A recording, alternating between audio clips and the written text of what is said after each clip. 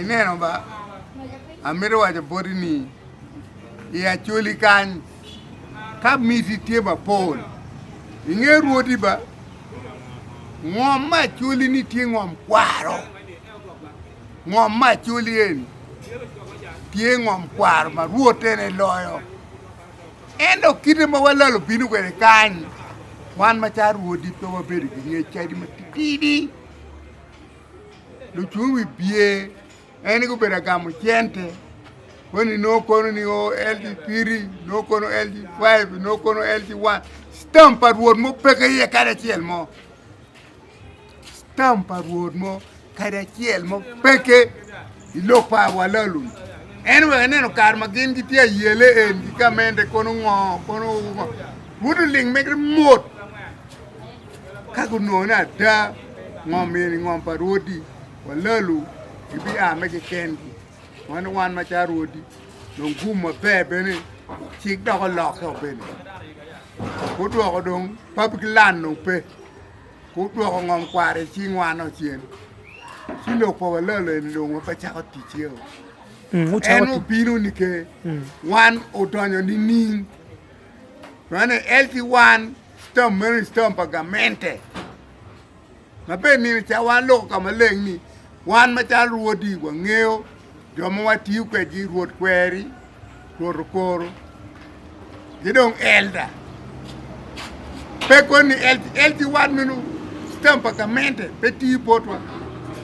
wana tiyo gi Rwot kweri watiyo gi Rwot koro watiyo gi elda kiko bet chani ng'omo duogo potwa dong chien dong pa walalo dong wana ba chako tichie menene walalo kire magino tonyo kwede potwa kanyi waweko go ayo mapot madong luchu wibie bibedo pegi twan iye waluchu wibie ene kukelo walalo kany gin luchu wibie ene kukelo walalo kany ene weke neno kar ma yele lene ti wan Rwodi waling' omot wan po wang'eyo kire ma walalo tonyo kwede Acholi kany dier ang'o ma wuon Rwodi bitiyo kode meneno ni Balalo ni guwewa wan kumbedi chani dong ng'om ma Acholi dong kudwoko twere chieng' ma kudwoko ng'omo chien potwa pe dong tie public land kire manyano gamente tigi twere ye kumbedi chani ng'om do dok ng'om kwar doko chien kire manyang kwar tiyo kwede itwere pa wan ke gi kakawa eni en tij ma oba tiyo tielo kede enu pe wan waomeno wacha wan pe wang'eyo wani warga ma gino beda none ni warga pa Rwot mo peke ye weng ikin ng'om pa walalo none peba no stamp pa Rwot mo mugoyo war tigi stamp wan tigi warga momero wacho pebi none kiwa biwa ibod gini eni man ng'om kwaro kide ma ini pin kwede kany pa ng'ei ai doko men ene chiemo wana batimo ya Acholi kany wana bitimo kachoke obedi ila mo ma Rwodi ma Acholi weng